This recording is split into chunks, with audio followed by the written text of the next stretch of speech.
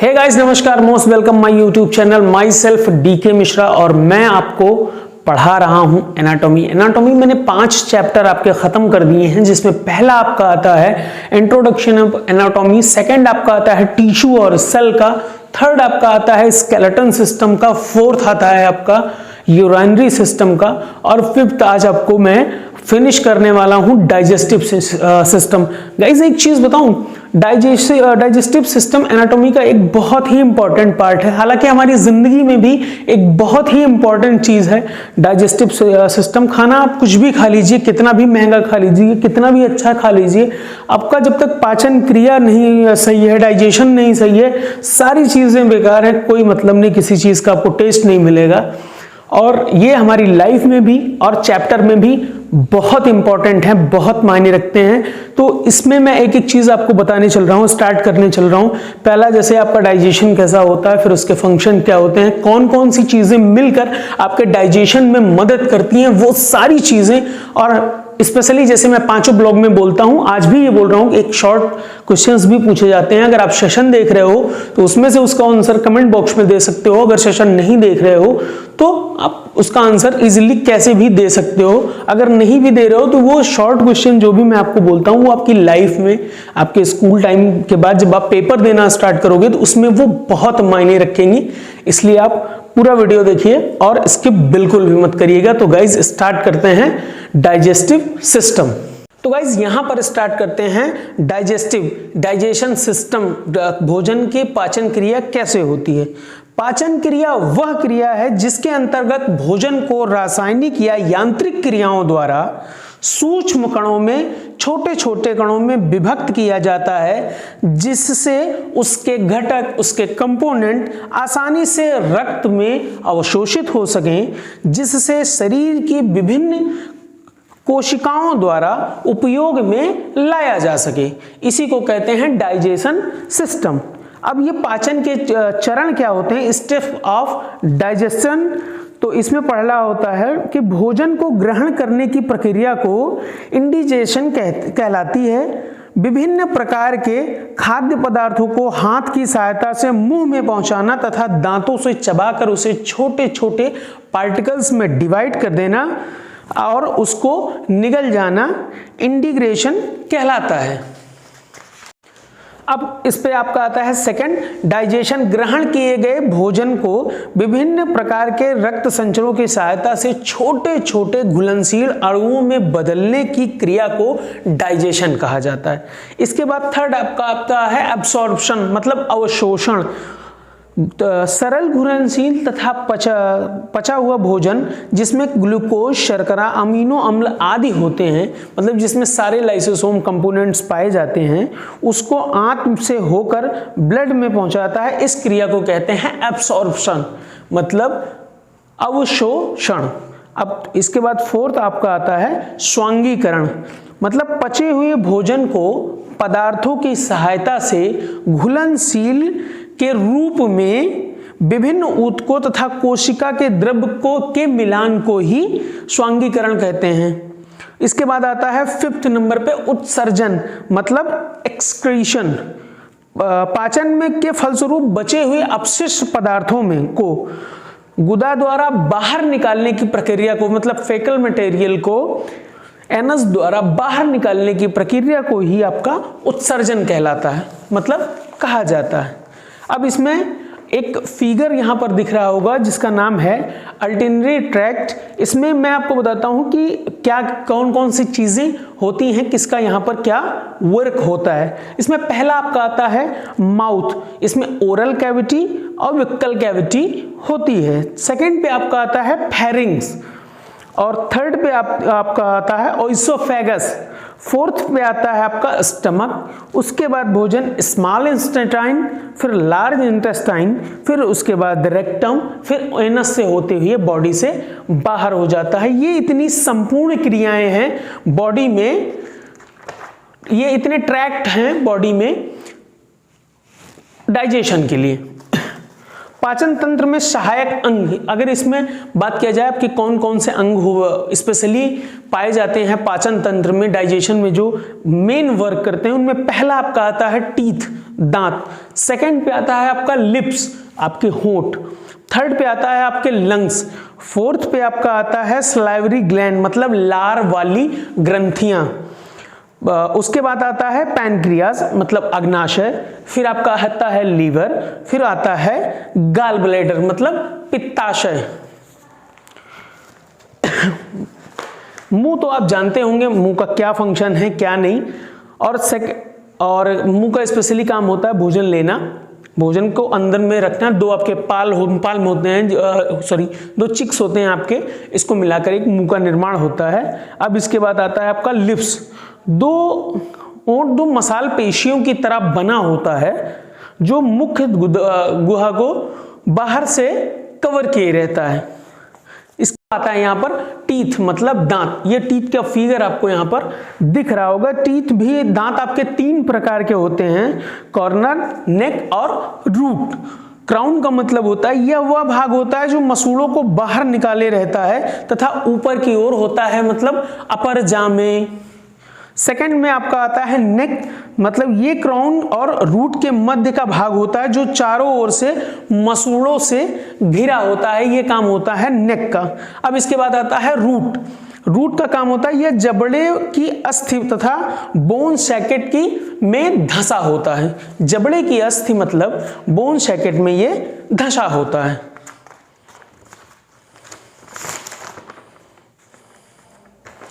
अब यहां पर इसके बाद पढ़ते हैं सलाइवरी ग्लैंड, मतलब लार वाली ग्रंथियां। ऐसी ग्रंथियां जो जब आप भोजन को च्युइंग करते हो तो वो लार का अब्सॉर्प्शन करें। मुंह गुहा में 3 जोड़ी लार ग्रंथियां होती हैं, मतलब 3 पेयर्स में ये होती हैं तथा लार स्त्रावी करती रहती हैं। इन तीनों का मेन काम है लार में जल लवण स्त्रावित करना। लार में जल लवण स्क्रावी, इमाइलेज, थाइलिस तथा लाइसोसोम नामक के एंजाइम पाए जाते हैं जिनमें ग्रंथियां 3 प्रकार की होती हैं। पहला होता है आपका पेराइटल ग्लैंड, सेकंड में होता है सबमैल्यूलर ग्लैंड और थर्ड में आता है सबलिंगुअल ग्लैंड। अब आपका पढ़ते हैं स्टमक। स्टमक आहार नाल का सबसे चौड़ा भाग होता है, सबसे लंबा, अगर लंबाई और चौड़ाई की बात किया जाए तो ये सबसे चौड़ा भाग होता है तथा ये ओएसोफेगस तथा स्मॉल इंटेस्टाइन के बीच में होता है। स्टमक लगभग आई अक्षर के समान होता है। इसमें 2 कर्वेटोर या वार्तिकाएं पाई जाती हैं। इनमें 2 कर्वेटोर या वार्तिकाएं पाई जाती हैं। पहला नंबर होता है ग्रेटर कर्वेटोर और दूसरा नंबर होता है लेसर।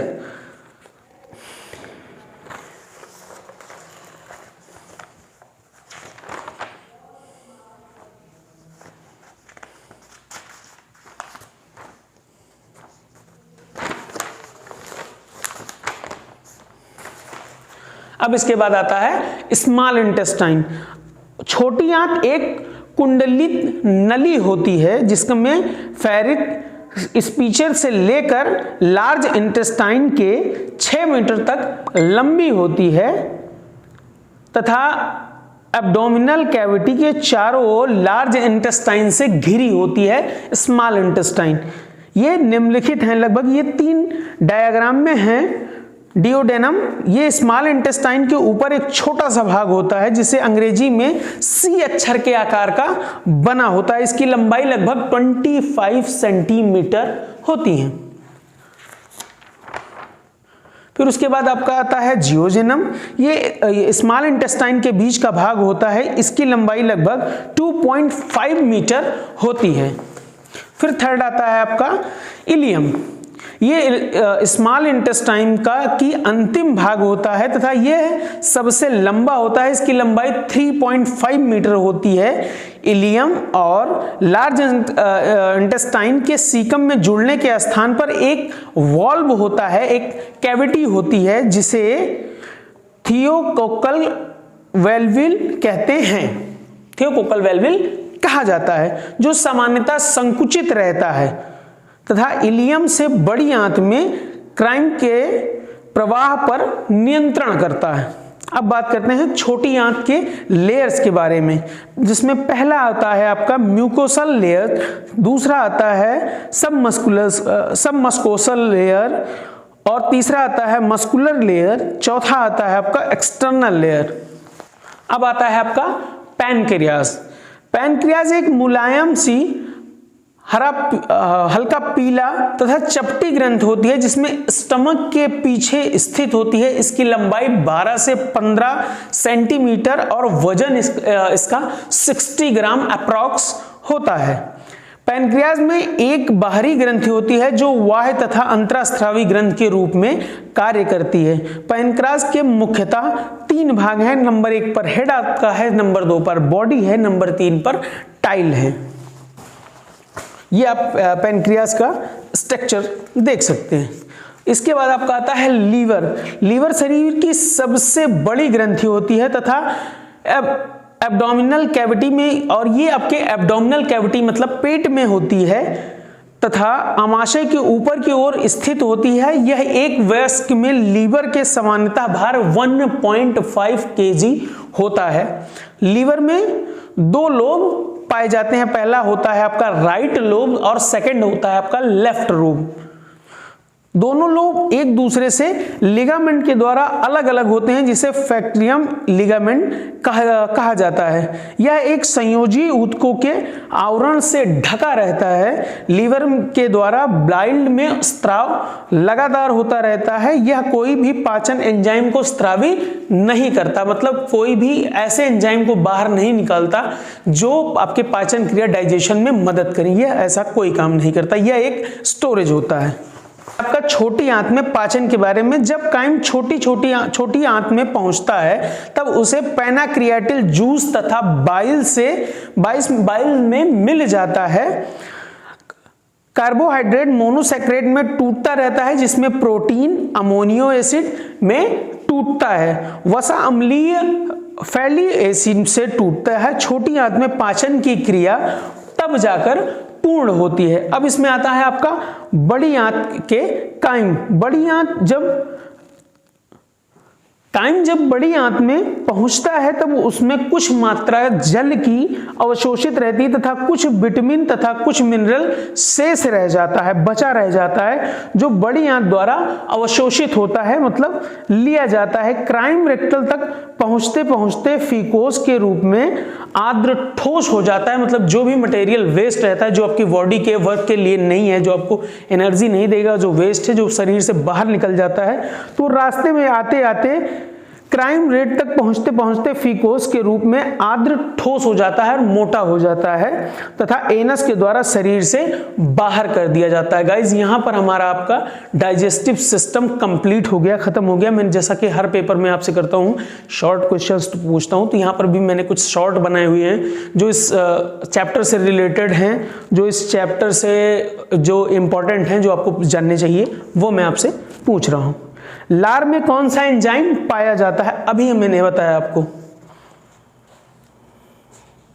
पचे हुए भोजन का अवशोषण आहार नाल के किस भाग में होता है? जो भोजन आपका बचा रह जाता है, ये भी आपको अभी मैंने बताया, और इसका आंसर आप मुझे कमेंट सेक्शन में कमेंट करके दोगे। जब अगर आप सेशन देख रहे हो तो इजीली दे दोगे, नहीं तो आपको देना है अगर आप सेशन यहां पर वीडियो पहुंचे हो तो। स्टमक की लंबाई और चौड़ाई क्या होता है? बहुत ही इंपॉर्टेंट क्वेश्चन है कि स्टमक की लंबाई और चौड़ाई क्या होती है, ये आपको कमेंट करके जरूर बताना। अगर ये आपने बता दिया तो मतलब समझ लीजिए आपने डाइजेस्टिव सिस्टम पढ़ा हुआ है। गाल ब्लैडर की लंबाई और चौड़ाई कितनी होती है? सेम क्वेश्चन यहां पर है, गाल ब्लैडर की क्या लंबाई होती है, क्या चौड़ाई होती है? चलो इसका मैं बता देता हूं। गाल ब्लैडर की लंबाई 10 सेंटीमीटर तथा चौड़ाई 3 सेंटीमीटर होती है अप्रॉक्स। लीवर का वजन कितना होता है, वेट कितना होता है? 1.5 किलोग्राम होता है आपके लीवर का वजन। तो गाइज यहां पर शॉर्ट क्वेश्चन आंसर खत्म हो रहे हैं। तो आपने वीडियो देखा, आपको वीडियो कैसा लगा? अगर गाइज आपको ये वीडियो अच्छा लगा हो तो इसे आप लाइक, कमेंट, शेयर ज़रूर करें, अपने दोस्तों तक पहुंचाएं, ऐसे लोगों तक जो एएनएम जीएनएम मोटी फार्मा कर रहे हैं, उनको ये एनाटॉमी के सेशन बहुत फ़ायदे देने वाले हैं और आप लोग का अच्छा रिस्पॉन्स हो रहा है।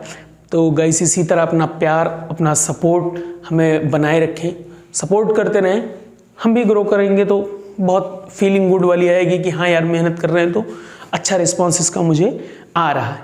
तो गाइस सपोर्ट करने के लिए आपके थैंक यू, धन्यवाद, और ऐसे ही सपोर्ट और प्यार बनाए रखें।